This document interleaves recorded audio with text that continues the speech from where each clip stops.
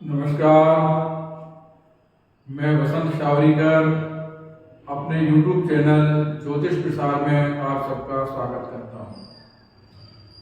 साथियों, जैसा कि हम लोग सामाजिक जीवन में देखते हैं कि कुछ लोग हमारे सहायक होते हैं और कुछ लोग सहायक नहीं होते हैं और कुछ लोग तटस्थ भूमिका में रहते हैं।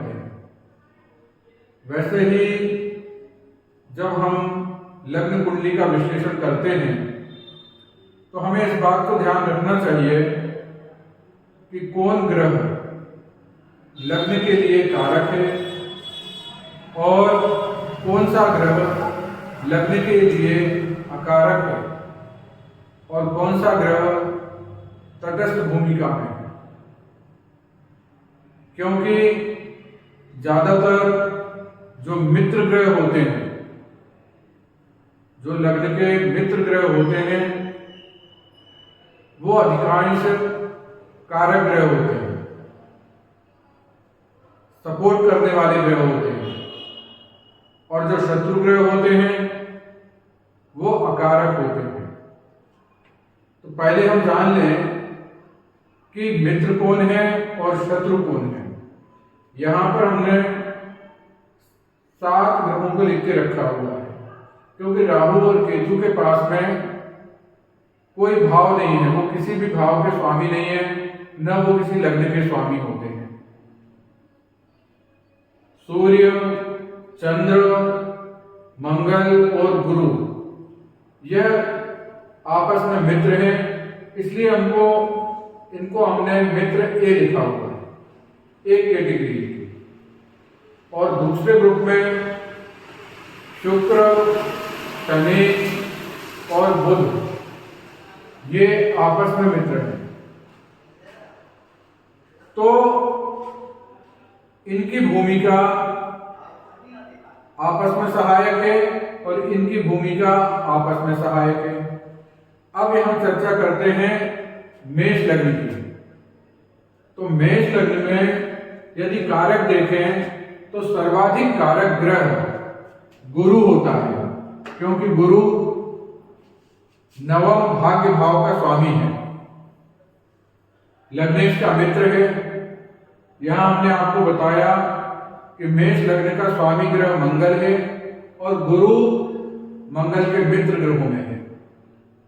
दूसरी बात, सूर्य, क्योंकि यह पंचम त्रिकोण का स्वामी होता है और यह भी मित्र ग्रह है, मंगल का मित्र है। तो मेष लग्न में मंगल स्वयं, क्योंकि लग्न स्थान केंद्र भी है और त्रिकोण भी है, तो मंगल, सूर्य और गुरु यह सर्वाधिक कारक ग्रह होते हैं। इसके अलावा शुक्र, बुध और शनि यह मेष लग्न में अकारक होते हैं, क्योंकि शुक्र के पास में दूसरा और सप्तम भाव है। जैसा कि आप लोग जानते हैं कि दूसरा और सप्तम भाव भले ही एक तरफ तो धन भाव और पत्नी भाव होता है, परंतु यह दोनों अगर लग्नेश के शत्रु हैं तो मार्केश भी होते हैं। तो यह शुक्र मेष लग्न में बहुत ज्यादा सहायक नहीं होता। इसके अलावा बुध भी विरोधी पार्टी का ग्रह है, तो बुध भी यहां पे तीसरे और छठवें भाव का स्वामी है। तो यह भी कारक नहीं है, क्योंकि तीसरा भाव पराक्रम का है और यहाँ पे मेहनत मजदूरी बहुत बढ़ जाती है, बहुत पराक्रम करना पड़ता है, कोई पराक्रम करना नहीं चाहता आजकल। दूसरा, ये रोग भाव का स्वामी है, रोग, ऋण, रिपु, शत्रु, तो यह भी सहायक नहीं है, क्योंकि इसके पास भी अच्छे भाव नहीं है। तीसरी बात, शनिदेव के पास यद्यपि एक केंद्र स्थान है और इनकम स्थान भी है, परंतु लग्नेश के मित्र न होने के कारण बहुत ज्यादा कारक नहीं है, परंतु मंगल चूंकि शनि की राशि में उच्चता प्राप्त करता है, इसलिए मंगल कुछ हद तक इनको अपना सहायक मानता है। चंद्रमा के पास में चतुर्थ भाव है, चंद्रमा चतुर्थ के स्वामी हैं और लग्नेश के मित्र हैं। यह यदि इनको अनुकूलता प्राप्त हो जाए तो चंद्रमा सहायक रहते हैं, अन्यथा की स्थिति में ये तटस्थ की भूमिका में आ जाते हैं। तो यह अपन ने मेष लग्न के बारे में देखा। अब वृषभ लग्न के बारे में चर्चा करते हैं। तो वृषभ लग्न का जो स्वामी ग्रह है वो शुक्र है। अब शुक्र के मित्र ग्रह कौन से हैं? शुक्र के मित्र ग्रह हैं शनि और बुध। तो वृषभ लग्न में सर्वाधिक अगर कारक ग्रह है, सर्वाधिक सहायक ग्रह कोई है तो वो शनि है, क्योंकि शनि को यहाँ पे एक भाग्य स्थान का स्वामी बनाया गया है और दूसरा कर्म स्थान का स्वामी बनाया है। व्यक्ति कर्म करेगा और भाग्य उसका साथ देगा। तो इसलिए वृषभ लग्न में शनि देव सर्वाधिक कारक ग्रह है, लग्नेश के मित्र हैं। दूसरे मित्र कौन है? बुध। तो दूसरे जो सर्वाधिक कारक ग्रह हैं वो बुध हैं, क्योंकि बुध को यहाँ पे एक तो धन स्थान मिल गया है, दूसरा स्थान है। बुध यहाँ वाणी से कारक है और बोलने से बहुत सारी चीजें अच्छी हो जाती हैं। बुध यहाँ वाणी के भी कारक हैं और पंचम त्रिकोण, पंचम स्थान विद्या का स्थान है, बुद्धि का स्थान है, तो इसके भी कारक ग्रह हैं।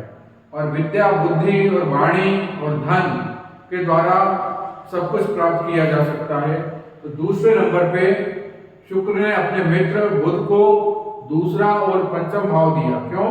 ये इनके सर्वाधिक मित्र हैं। वहीं पे शुक्र ने अपने पास लग्न को रखा और एक खराब स्थान को भी रखा।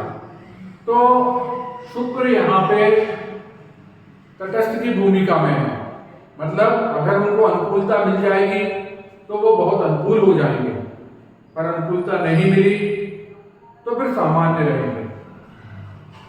इस यहाँ पे अब जो अकारक ग्रह हैं वो है चंद्रमा और गुरु, क्योंकि चंद्रमा को पराक्रम भाव दिया है इन्होंने और चंद्रमा मन का कारक है। चंद्रमा यहाँ चौथे स्थान में सुकून महसूस कर रहा था मेष लग्न में, परंतु यहाँ पराक्रम में मन से काम नहीं होता है, पराक्रम में भुजाओं से काम होता है। तो यहाँ पे ये जो चंद्रमा है ये अकारक है, और इससे भी ज्यादा अकारक कोई है तो देवगुरु बृहस्पति, क्योंकि ये अष्टम भाव के स्वामी है। अष्टम भाव मृत्यु स्थान है और यह भाव इनको क्यों दिए गए? क्योंकि ये देवगुरु जो बृहस्पति हैं वो लग्नेश के मित्र नहीं है, यहाँ पे लग्नेश के शत्रु हैं और इस पत्रिका में अकारक है। तो इस तरीके से आज हमने जाना मेष लग्न में और वृषभ लग्न में कौन से ग्रह कारक हैं, कौन से अकारक हैं और कौन से तटस्थ हैं। क्योंकि जब हम कुंडली विश्लेषण करते हैं और यदि इन बातों का भी ध्यान रखें तो बताने में आसानी होती है। आज के लिए इतना ही, फिर कल मिलेंगे। नमस्कार।